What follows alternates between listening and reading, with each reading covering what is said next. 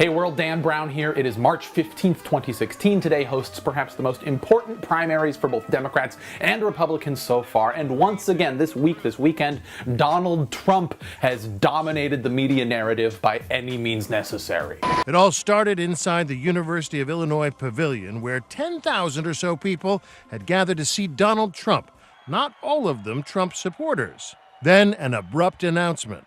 For the safety of all the tens of thousands of people that have gathered in and around the arena, tonight's rally will be postponed until another day. Thank you very much for your attendance, and please go in peace. Instead, all hell broke loose. This is what happened today at the event before Chicago went off the rails tonight. Part of the problem and part of the reason it takes so long is nobody wants to hurt each other anymore, right? And they're being politically correct the way they take them out. So it takes a little bit longer. And honestly, protesters, they realize it. They realize that there are no consequences to protesting anymore. There used to be consequences. There are none anymore. That's the way that Donald Trump has been talking about protesters at his events. That's the way that he has been directing his supporters at events to treat those protesters. If you want to know what led up to Chicago tonight, that was Donald Trump's display of leadership and calming the waters. When political scientists look at presidential candidates, they try to break down support trends along demographic lines so as to make better empirical sense of the big picture. For example, Hillary does well with women, Bernie does well with young people, Ted Cruz does well with evangelical Christians, Marco Rubio does well with people who make over $250,000 every year, etc. Who exactly are these people, though? Donald Trump supporters. I really want you to think about this. I'm going to ask you in a second here to actually pause this video and just think for a minute to yourself, what is the common thread among this group? Okay, go ahead and pause.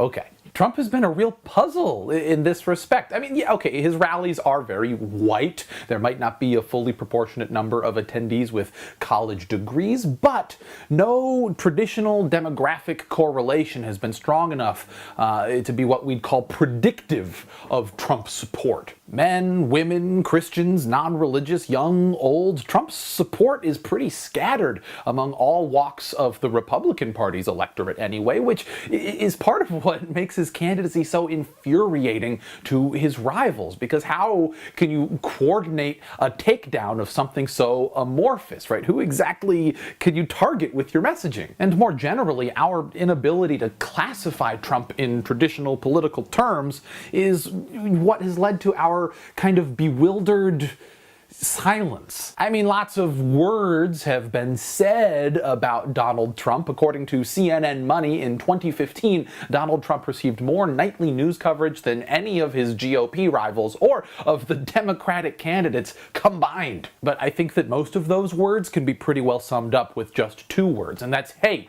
look. People who are concerned about Trump's rise are champing at the bit to talk about it, but if you're anything like me, those conversations often devolve into speaking emotionally more than constructively because we don't quite know what to say. Pogo Tribe all-star Josh Fletcher, however, recently tweeted a link at me to an article published by Vox titled "The Rise of American Authoritarianism," and it was really an aha moment for me. Researchers who study authoritarianism, not established authoritarian states, mind you, but a certain voter profile, people who value authoritarian ideals, can place individuals on a spectrum based on how they answer four questions, ostensibly about parenting. As it happens, this is the best demographic predictor we have as to whether or not any particular person is inclined to support Donald Trump. It's how they answer these four questions. Those who value respect for elders, obedience, being well-behaved, and good manners over independence, self-reliance, being considerate, and curiosity consistently support Donald Trump. For most of the 20th century, one's authoritarian values had no real bearing, no correlation to which political party they belonged to. But that began to change in the last realignment election, right? 1968, when Richard Nixon and the Republican Party embraced a silently anti-civil rights posture, emphasizing law and order and reducing crime in America's cities. This shift did not happen overnight, but over the last 50 years, authoritarians have self-sorted into the Republican Party until they've apparently now reached this critical mass where they have real control over the party. I mean, this article I'm referencing is pretty long and I'm simplifying things here a little bit, but its most important lesson that I think most people don't fully grasp is that what's happening around Donald Trump does not begin and end with Donald Trump. This isn't just some cult of personality that will fade into obscurity when its leader is soundly beaten in November. No, Trump didn't invent this kind of frenzy. He simply rattled awake a sleeping dragon that will survive longer than his candidacy. So what exactly has Trump been able to leverage to rattle this dragon awake? Well, America's social fabric is changing faster now than ever before. We are in the midst of an immigration boom. The consensus conception of what constitutes a family in this country is evolving rapidly. We're coming to a more complex understanding of gender, and globalization means that spooky alien others feel closer than they ever have. Those who have taken for granted their automatic positions of supremacy because they're white, or they're Christian, or they're straight, or they're a man, are scared. They're scared that tomorrow's America might ask them to show any amount of respect for diversity, and they're digging in their heels. People who are scared that their bigoted chickens might come home to roost, they don't think critically. They cling to, wrap themselves in anything that projects strength and assures them that they won't need to change. They have ceded control of their actions to the reptile parts of their brains, and there's no reasoning with that. Our only option, people who are concerned about the rise of Donald Trump, we need to out-organize and outflank these scared little people this year, in 2018, in 2020, in 2022, in every election year, until they grow sick and tired of consistently being losers.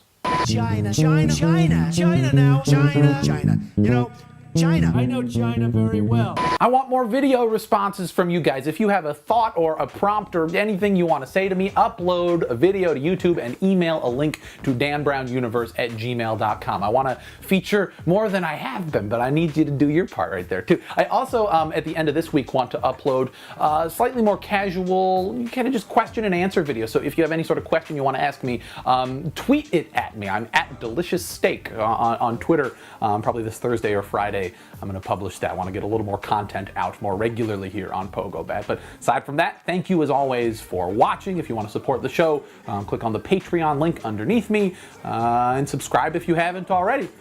And call your mother. She probably misses you, which I need to do, actually. Okay, thanks. Bye.